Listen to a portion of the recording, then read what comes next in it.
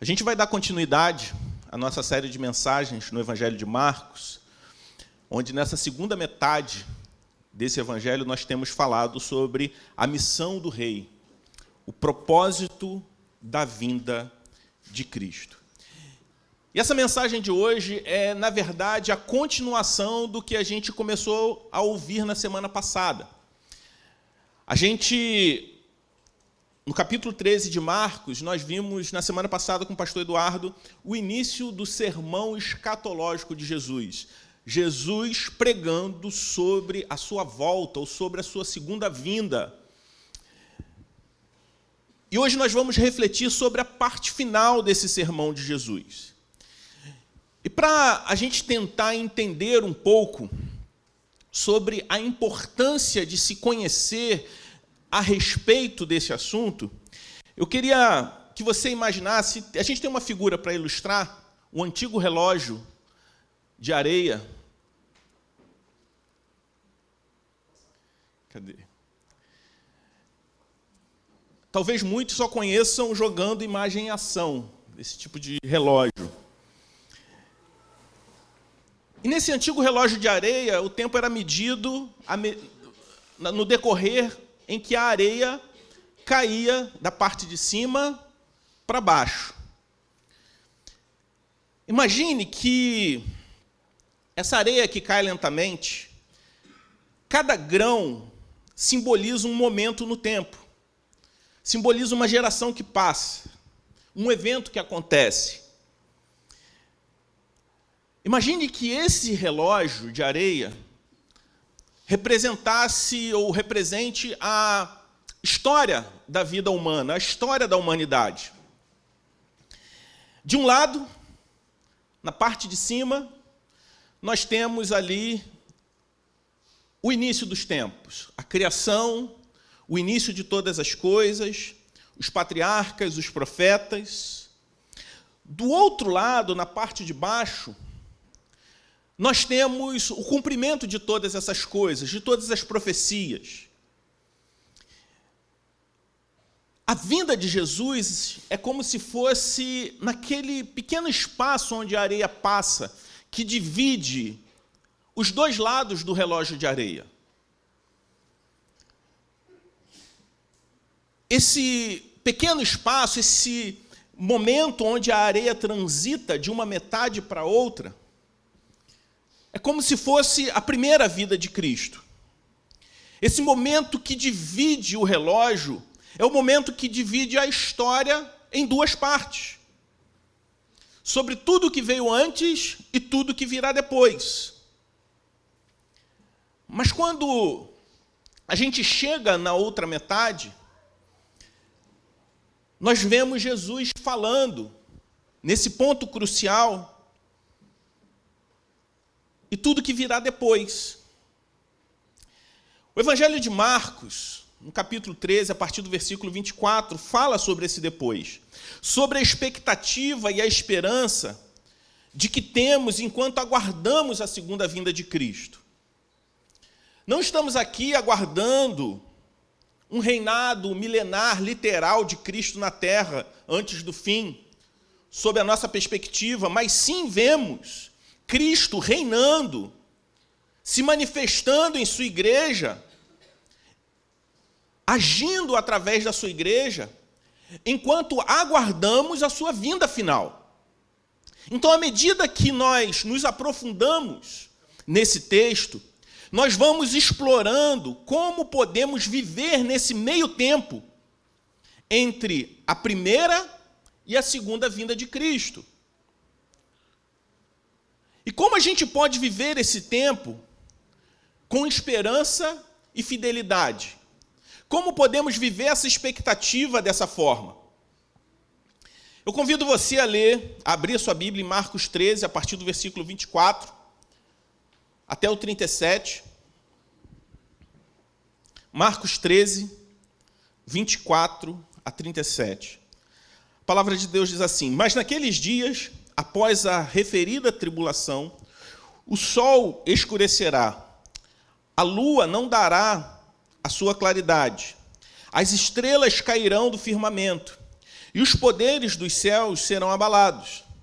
Então verão o Filho do Homem vindo nas nuvens com grande poder e glória. E então ele enviará os anjos e reunirá os seus escolhidos dos quatro ventos, da extremidade da terra até a extremidade do céu. Aprendam, pois a parábola da figueira, quando já seus ramos se renovam e as folhas brotam, vocês sabem que o verão está próximo. Assim também, vocês, quando virem acontecer essas coisas, saibam que está próximo, às portas. Em verdade lhes digo que não passará essa geração sem que tudo isso aconteça. Passará o céu e a terra, porém as minhas palavras não passarão. Mas a respeito daquele dia ou da hora ninguém sabe, nem o Filho, senão o Pai.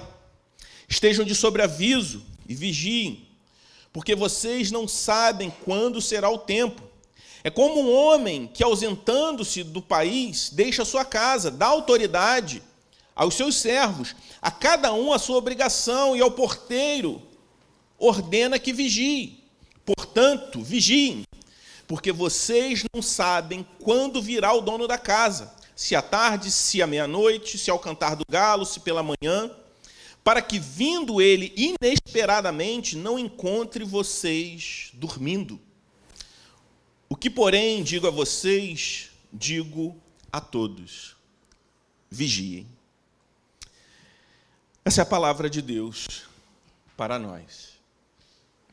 Jesus não fala sobre essa segunda metade da história, né? Jesus não fala sobre essa segunda metade da história até a sua volta.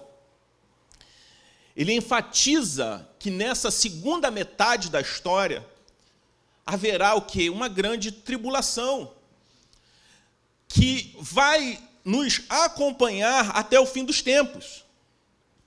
E é interessante porque esse tema até hoje gera um grande debate sobre a sequência desses fatos, a sequência cronológica desses fatos que Jesus está trazendo. E os cristãos, eles se dividem em algumas correntes. Eu queria falar muito rápido. Eu não quero me atentar aqui a falar sobre escatologia, mas talvez você que esteja aqui tenha aprendido de uma forma, outros de uma outra forma, no que diz respeito à cronologia desses fatos em que Jesus se refere. E essas correntes, elas são divididas por alguns que são denominados como pós-milenistas. O pós-milenismo acredita que o mundo gradualmente se tornará mais cristão e que a igreja estabelecerá um reinado terrestre de 1000 anos, após o qual Cristo retornará. Só que em contraste com Marcos 13, de 24 a 37, nós não vemos aqui um quadro sendo pintado de um mundo progressivamente cristianizado, antes da volta de Cristo. Em vez disso, o texto descreve um cenário de caos, de tribulação, antecedente ao quê? A volta triunfal de Cristo. Embora haja, da minha parte, discordância dessa visão, há muita gente boa que acreditava nessa cronologia. Dr. Russell Shedd, por exemplo, era um pós-milenista, segundo muitos afirmam. Existem também aqueles irmãos que têm uma visão pré-milenista, que é dividido em duas correntes distintas dentro do pré-milenismo. São aqueles que defendem que Cristo retornará antes de um reinado literal de 1000 anos. No entanto, há uma argumentação, a partir de Marcos 13, que o retorno de Cristo e seu julgamento final não serão em momentos separados. Não só em Marcos 13, mas em outros textos bíblicos também. Indicando que esses eventos acontecem simultaneamente e não há um período de 1000 anos entre esses dois períodos. Assim são os pré-milenistas históricos. Existem aqueles dispensacionalistas. Talvez uma das visões mais populares Não por conta dos livros de teologia, mas por uma série de filmes chamado Deixados para Trás. Realmente é a que dá mais emoção e que dá mais enredo para um filme. É uma forma de pré-milenismo que vê um futuro, um reino terrestre de Israel separado da igreja. Eles veem uma distinção clara entre Israel e a igreja nas promessas de Deus. Nesse caso, eles creem num arrebatamento da igreja, um arrebatamento secreto, mas que, ao mesmo tempo, olhando para vários textos escatológicos da Bíblia, nós não vemos um arrebatamento desassociado do fim. No entanto, existem aqueles que são denominados como amilenistas. Como eu disse, em cada uma das correntes tem muita gente boa, pré-milenistas, amilenistas, pós-milenistas, mas os melhores são amilenistas. Estou brincando, tá, gente? No entanto, existe essa perspectiva bíblica do povo de Deus na nova aliança, onde nós não conseguimos ver um plano duplo de Deus para a igreja de Israel. Quando o foco está no retorno de Cristo para julgar e redimir toda a terra.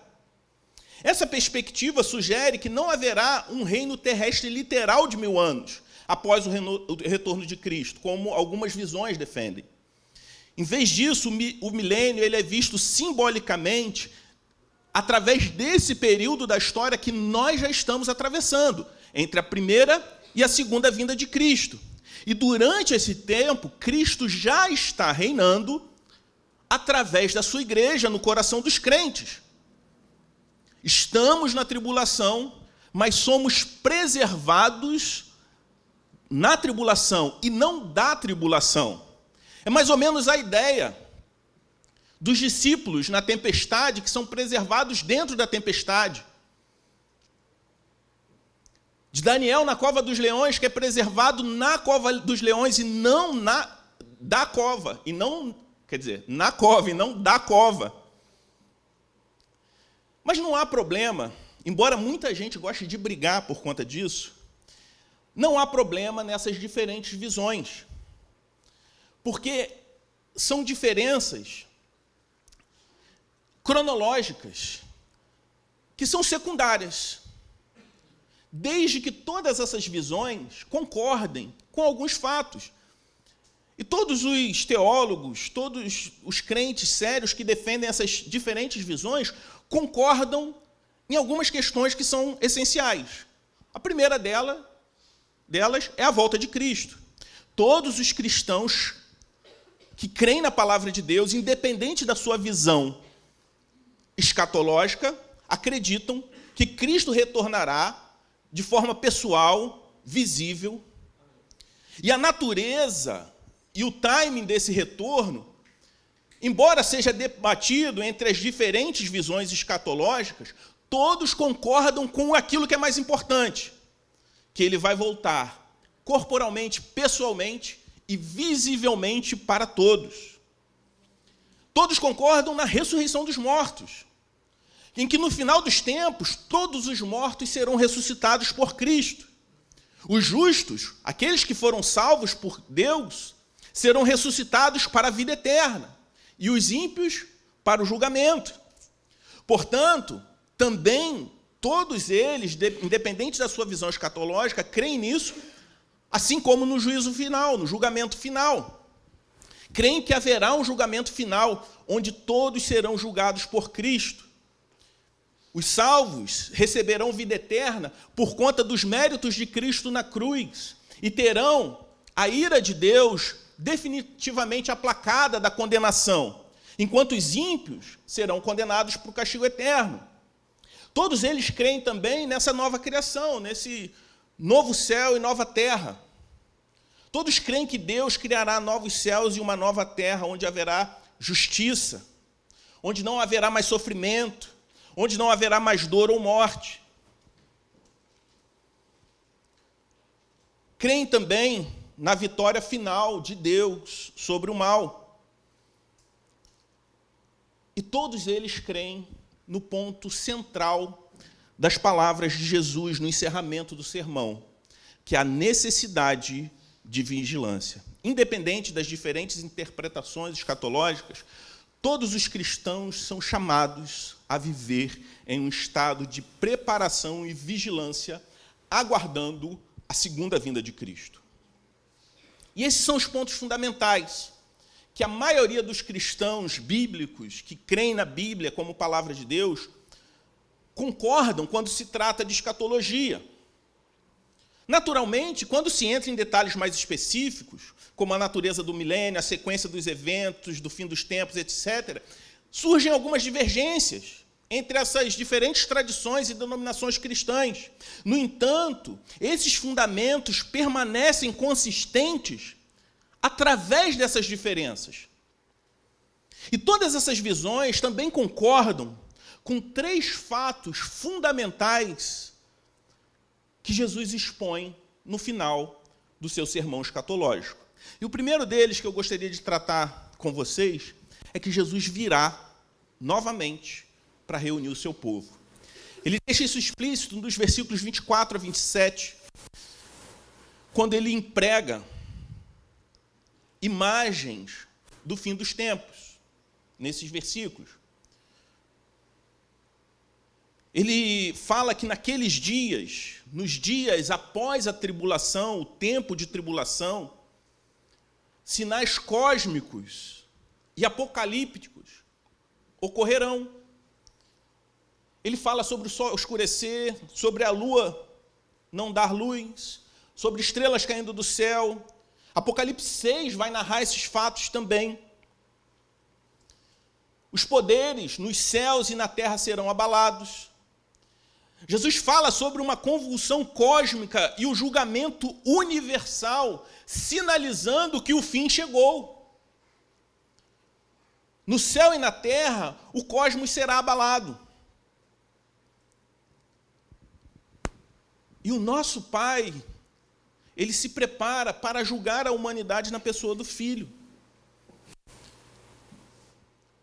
Quando a gente entende essa verdade, essa realidade, vive sob essa certeza que Jesus virá novamente e virá para reunir o seu povo, isso enche o nosso coração de expectativa, de alegria e de encorajamento em relação ao nosso trabalho de amor ao nosso Deus, sabendo que tudo aquilo que fazemos para Deus não é em vão, que um dia Jesus Cristo virá novamente para reunir o seu povo. E para nós, povo de Deus, igreja de Cristo, será um dia de grande celebração, de grande alegria. O nosso Senhor, aquele a quem cantamos, aquele a quem adoramos, o Filho do homem, retornará. Ele trará à terra o reino que ele recebeu do Pai. E Jesus traz também uma segunda certeza. A partir do versículo 28, ele afirma que ele vai voltar e que o tempo está próximo. Jesus se esforça para ampliar o que ele acabou de ensinar naquela ilustração da figueira, como nós lemos. A partir disso, ele faz uma afirmação teológica. Ele diz o seguinte: da mesma forma, quando vocês virem essas coisas acontecendo, saibam que ele está próximo, às portas, o fim dos tempos. Os eventos do capítulo 13, especialmente nos versículos 14 a 25, nos alertam que os assuntos da história mundial estão caminhando para um fim culminante. Esses sinais são avisos para nós. São avisos de que o fim vai chegar. Que tudo isso que estamos vendo, que nos espanta, foi predito pelo nosso Senhor.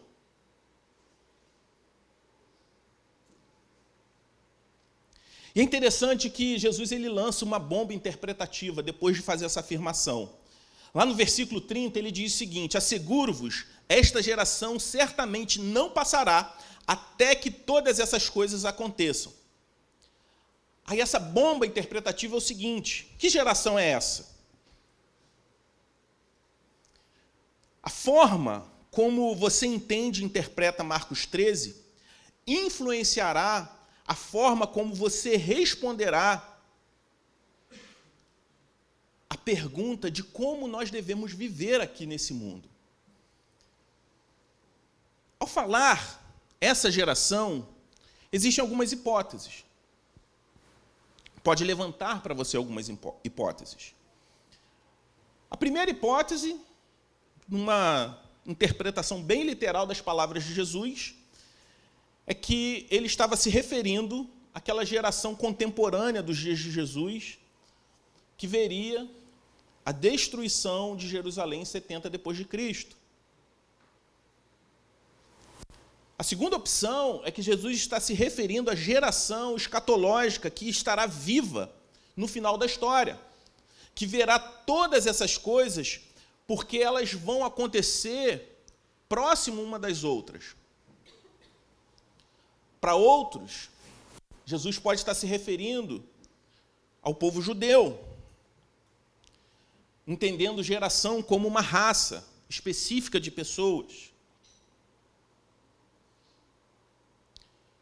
Outros podem pensar que era simplesmente aquelas pessoas que estavam ali ouvindo Jesus falar. Se Jesus pretendia falar a respeito daquela audiência dele, ele estava errado, porque ele foi morto no processo de tentar introduzir o seu reino, sendo essa última opção inaceitável. As outras três são interpretações dependendo da visão escatológica, daquelas três visões macro a respeito da escatologia. Eu entendo que Jesus está referindo à segunda opção que eu citei. Aquelas pessoas que estiverem vivas no seu retorno ou na sua segunda vinda. Pois todos aqueles fatos vão ocorrer numa sucessão um pouco antes de Jesus voltar.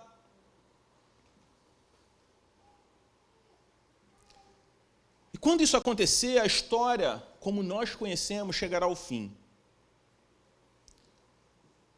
Os presentes céu e terra darão lugar a um novo céu e uma nova terra. Mas as palavras de Deus permanecerão. Nada é tão verdadeiro, nada é tão estável, tão permanente como a palavra do Senhor. Aqui está um alicerce firme sobre o qual nós podemos permanecer para sempre. E Jesus faz uma terceira e última afirmação no seu sermão, que ele vai voltar, mas que só o Pai sabe quando. Jesus está falando claramente da sua vinda aqui no encerramento desse sermão. Ele afirma que ninguém sabe quando isso ocorrerá. Nem os anjos do céu, nem o Filho, exceto o Pai.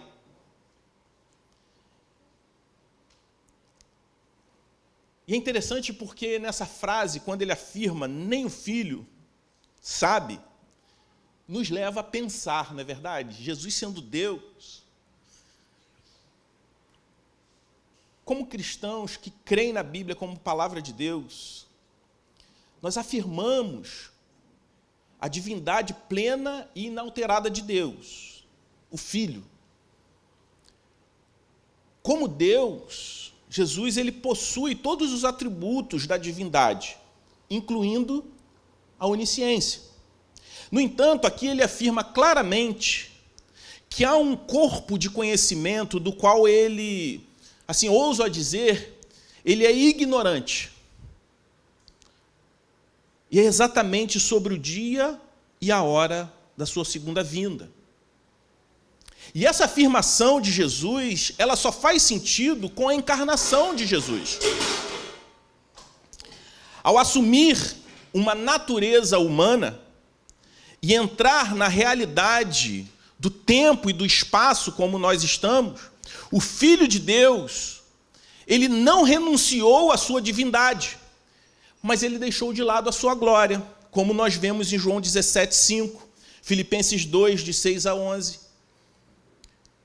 No mistério e na beleza da encarnação, o Filho soberano e onisciente poderia temporariamente deixar de lado ou de alguma forma, suspender o livre exercício de seus atributos de Deus, para que ele pudesse viver uma vida humana autêntica, em submissão ao seu Pai e na dependência do Espírito Santo. Isso também explica por que o nosso Senhor sentiu fome, sentiu sede, se cansou e como ele foi morto.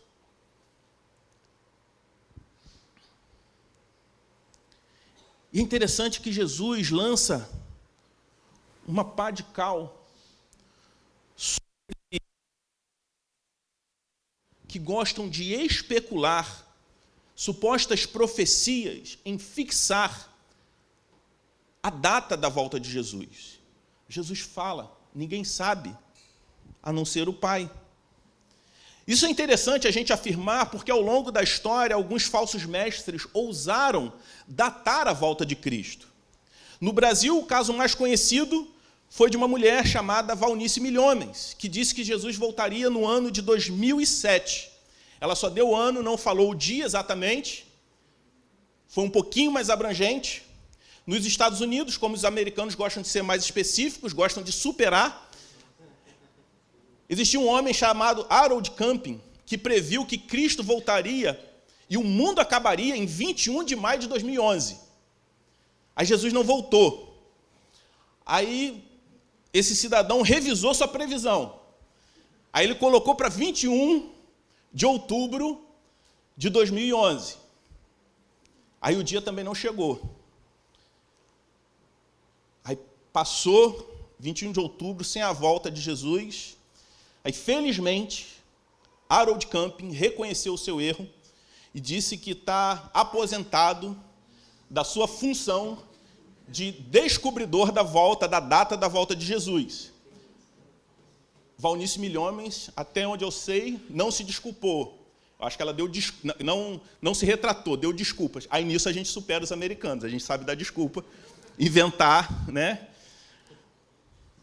uma forma de justificar aí os nossos erros, nos defendermos dos nossos erros. Esses dois cidadãos, como muitos outros, ousaram prever algo que Cristo afirmou que ninguém, exceto o Pai, saberia. Muitos previam que a segunda vinda literal de nosso Senhor ocorreria em uma data específica. Outros vão em uma direção completamente diferente. Aqueles que querem redefinir esse acontecimento. E, geralmente, essa redefinição é uma forma de satisfazer a mentalidade modernista. Os teólogos liberais creem que Cristo está vindo, mas não de forma literal. Eles pensam numa chegada externa às nuvens. Eles assimilam como parte da revelação divina o progresso do bem contra o mal. Então, Cristo volta à maneira que a vontade e os valores de Deus são desenvolvidos na história, são realizados na história. Tanto aqueles que ousam datar a volta de Jesus, quanto aqueles que Cristo está vindo, mas não corporalmente, de forma simbólica, não encontram nem um pingo de apoio nos ensinamentos do próprio Cristo. Se eles estiverem certo, Jesus está errado. No entanto, Jesus ele declara de forma confiante, de forma ousada, que ele virá novamente para reunir os seus escolhidos. E ele faz uma afirmação: esteja de sobreaviso, esteja atento, pois você não sabe quando a hora chegará. Nós não podemos saber quando Jesus vai retornar. No entanto, nós podemos saber o que nós devemos fazer até que ele volte. Jesus diz: esteja de sobreaviso, esteja atento. Por quê? Porque nós não sabemos o dia nem a hora. É interessante que Jesus ele afirma 3 vezes isso. E ele faz a ilustração de um homem que viaja. Um senhor que sai da sua casa apenas por um tempo. E os seus servos têm a obrigação de manter tudo em ordem até o seu retorno, embora eles não saibam quando ele vai retornar. E nós somos esses servos. Nós fomos encarregados. E qual é essa nossa tarefa como servos do Senhor, como aqueles que cuidam da casa do seu Senhor, que viajou sem dar a data de retorno? Cada um de nós tem o seu trabalho. Cada um de nós precisa estar pronto e estar em alerta. Por isso eu gostaria de caminhar para o encerramento fazendo algumas aplicações a respeito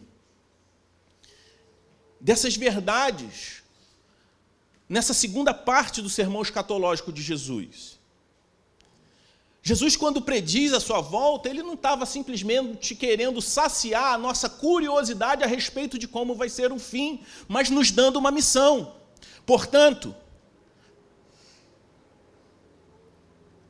a certeza de que Cristo vai voltar, que nós não sabemos quando, e ele vai voltar para reunir o seu povo, e ele nos deixa como encarregados para cuidar de tudo enquanto ele não retorna. O primeiro aspecto, a primeira aplicação que eu gostaria de trazer a você é a seguinte: viva em missão. E como nós vivemos em missão? Primeiramente, não se isole, mas se engaje. Nós gostamos de usar um termo chamado engajamento cultural. Se engaje com a cultura da sua cidade, mas engaje com o Evangelho. Viver em missão significa se conectar com as pessoas onde elas estão. E se conectar com elas sem comprometer as nossas convicções, mas ir atrás dos pecadores aonde eles estão. Jesus salvou Levi lá na coletoria de impostos. Salvou aquela mulher que vivia à margem da sociedade, no poço, no horário onde ninguém ia, somente ela. Convocou alguns pescadores para serem seus discípulos na praia, onde eles saíam para pescar. Usou figuras de linguagem comuns à sua cultura para comunicar o Evangelho a elas. O apóstolo Paulo citou poetas populares, a fim de fazer ponte para a pregação do Evangelho. Ainda mais, no Areópago, ele usa um altar pagão como ponte para pregar o Evangelho aos gregos. Então se engaje. Engaje a cultura da sua cidade com o Evangelho. Vive em missão, evangelizando relacionalmente, desculpa. Se Jesus está voltando, nós temos a responsabilidade de compartilhar essa boa notícia. A partir da certeza que Cristo vai voltar, que Ele vai ressuscitar a todos, alguns para a perdição e outros para a vida eterna, isso deve nos impulsionar a compartilhar essa boa notícia, mesmo que o convencimento do pecador não seja uma atribuição nossa, mas Deus, o Senhor, delegou a nós a missão de ser esse canal para que o Evangelho chegue ao coração dos perdidos. E a pregação do Evangelho não significa apenas pregar nas igrejas ou nas esquinas, mas construir relacionamentos autênticos e usar essas conexões para falar sobre a esperança que temos em Cristo. Por vezes criamos relacionamentos por vários tipos de identificação. Por causa de futebol, torcida, por conta de um gosto musical. Época de Copa do Mundo, o pessoal cria relacionamento para trocar figurinha, vira literalmente comunidades e comunidades espalhadas pelos bairros. Muitos pais trocando figurinha, dizendo que é para os filhos, mas não é. Tem gente que criam comunidades que amam jogos de tabuleiro.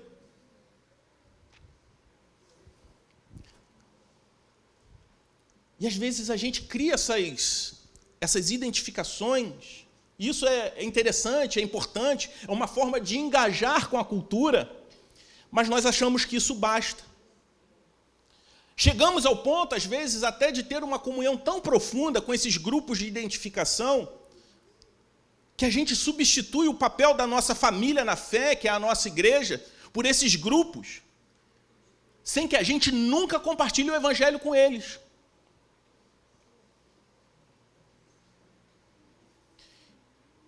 Seja intencional nos seus relacionamentos com não cristãos. É isso que o Senhor espera de você.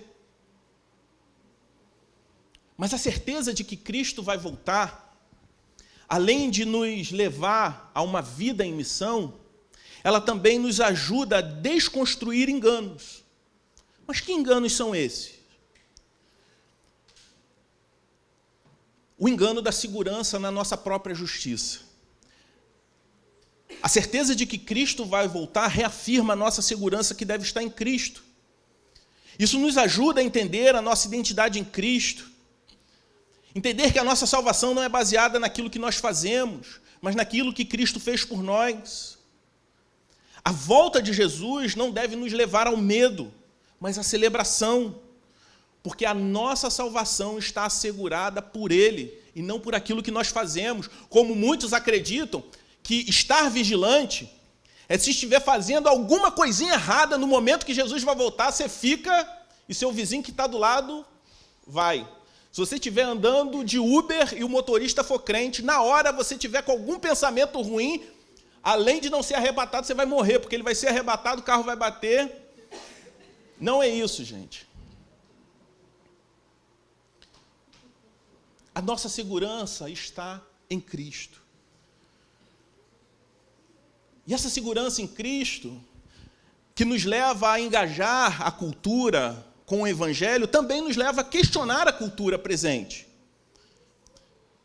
Nós vivemos em uma era da pós-verdade, onde o que as pessoas sentem é mais importante do que a realidade objetiva. E como igreja, nós devemos estar equipados para desafiar os ídolos culturais com a verdade do Evangelho. E isso requer de nós, nessa desconstrução dos enganos desse mundo, requer de nós um discipulado contínuo. A desconstrução de ideias erradas vem através de um entendimento profundo da verdade, das Escrituras, da Palavra de Deus. Portanto, como igreja, precisamos estar sempre aprendendo, sempre crescendo no nosso entendimento, para que a gente possa estar alerta. E como que é esse estar alerta? É esse medo. Se eu estiver fazendo alguma coisa errada na hora, estiver no avião, o piloto for crente, esteja alerta. Primeiro aspecto, vida de oração. Uma das maneiras mais poderosas de permanecer alerta é através da oração. Mas não aquela oração egoísta que nós levamos para Deus somente as nossas demandas, mas uma vida de oração que intercede pelos outros. Uma vida de oração que me leva a me preocupar com os meus irmãos, com a minha cidade, com a minha família. Estar alerta é viver em comunidade. Não podemos permanecer alerta por conta própria. Nós precisamos uns dos outros. A comunidade cristã nos lembra da verdade, nos apoia em tempos difíceis e nos desafia quando nós nos desviamos. Embora eu tenha brincado com a questão da segurança em Cristo, que não é um risco, se eu estiver fazendo alguma coisinha errada na hora que Jesus voltar, e meu irmão que está do lado não tiver, ele vai, eu fico. Isso não significa complacência com o pecado, então não seja complacente com o pecado. Estar alerta é não ser complacente com o pecado. O perigo de se tornar complacente com o pecado é real, especialmente em uma era de conforto,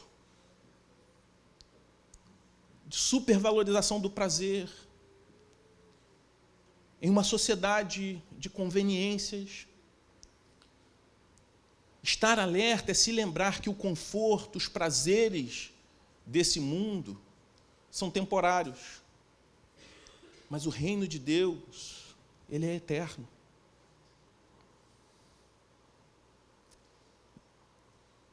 Queria concluir dizendo para você, meu irmão, minha irmã, que Jesus está voltando. E essa verdade deve moldar cada aspecto das nossas vidas. A certeza de que Cristo está voltando não é um chamado ao medo, mas é um chamado ao fervor, à missão e à alegria na certeza da nossa salvação em Cristo. Como igreja, temos a responsabilidade e o privilégio de viver essa verdade em cada momento até Cristo retornar. À medida que refletimos sobre a certeza da segunda vinda de Cristo, somos confrontados com duas realidades inescapáveis. A primeira é a promessa gloriosa de redenção e restauração para todo aquele que reconhecer Jesus como seu Senhor e o seu Salvador. Para esses, a volta não é motivo de temor, mas é uma alegria esperançosa, que marcará o cumprimento da expectativa que nós alimentamos em nossos corações enquanto nós vivemos aqui crendo em Jesus. A expectativa de estarmos para sempre com o nosso Salvador. E não só estar com o nosso Salvador, mas estar com Ele em um mundo onde a justiça, a paz e a alegria reinarão perfeitamente e eternamente. Mas, como eu disse, existem duas realidades. E a segunda realidade, mais sombria, é para aqueles que não receberam a Cristo. Para esses, a volta de Jesus não será um momento de celebração, mas um tempo de lamento e desespero. A separação eterna de Deus é a consequência da rejeição da oferta de salvação em Cristo. A eternidade sem Deus é a realidade mais terrível que qualquer pessoa poderia enfrentar. Por isso, o meu papel, o seu papel, o nosso papel como igreja, é que, enquanto esperamos vigilantes pelo retorno de Jesus, nós vivemos em missão. Estar vigilante é viver em missão, compartilhando a esperança que nós temos em Cristo.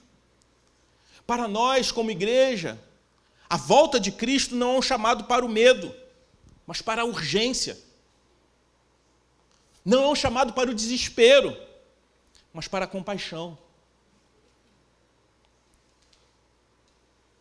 É um chamado para que vivamos na expectativa da volta de Cristo.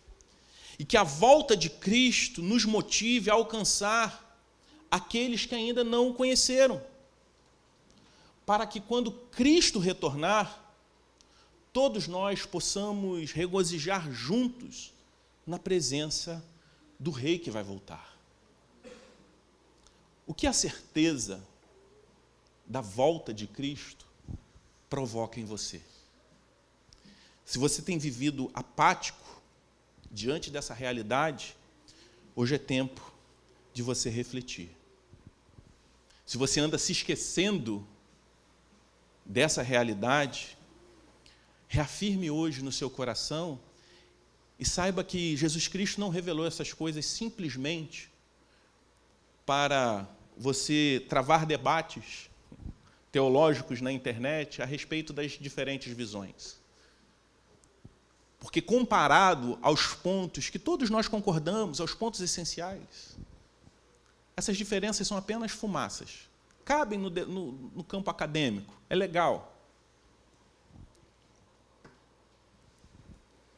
Mas esse conhecimento é muito maior do que gerar assunto para debate ou satisfazer uma curiosidade a respeito daquilo que há de vir.